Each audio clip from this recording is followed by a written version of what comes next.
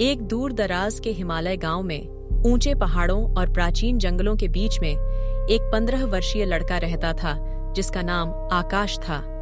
आकाश एक जिज्ञासु आत्मा था जिसके काले बालों के साथ बहुत ही साफ दिल का था, जो प्राचीन जंगलों की छाया में छिपे रहस्यों से आकर्षित था।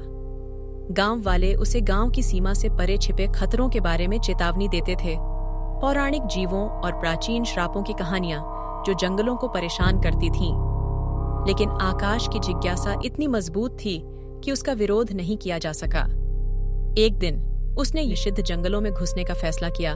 उसका दिल उत्साह और डर के मिश्रण से धड़क रहा था।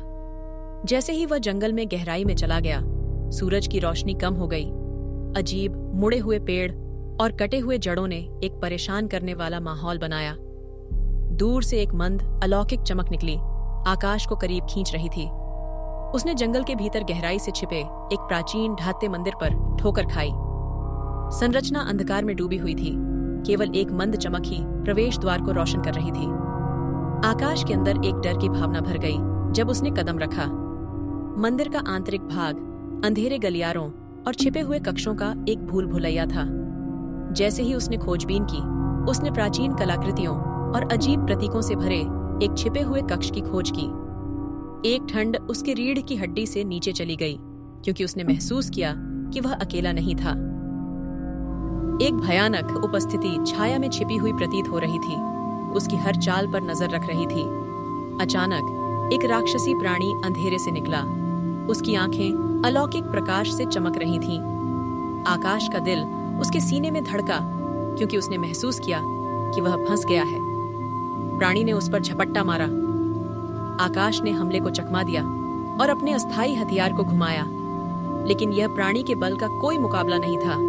आकाश बाल बाल प्राणी के पंजे से बच निकला और जंगल से भाग गया। उसका दिल डर और एड्रेनालाइन से धड़क रहा था। प्राणी ने पेड़ों के बीच गूंजती हुई अपनी चीखों के साथ उसका पीछा किया।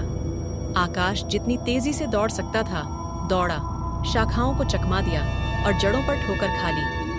उसे गांव तक पहुंचने के लिए पता था कि देर हो जाएगी। अंत में थका हुआ और भयभीत आकाश गांव के द्वार से फूट पड़ा। गांव वालों के पैरों में गिर गया। उसके कपड़े फटे थे और उसका चेहरा पसीने और गंदगी से ढका हुआ था। गांव वाले उसकी मदद के लिए दौड़े। उनके चेहरे चिंता से भरे थे। आकाश ने प्राणी के साथ अपने भयावह मुठभेड़ का वर्णन किया। उसकी आवाज डर से कांप रही थी।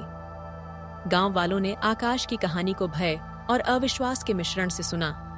उन्हें महसूस हुआ कि जंगल में छिपा अंधकार एक वास्तविक और खतरा है।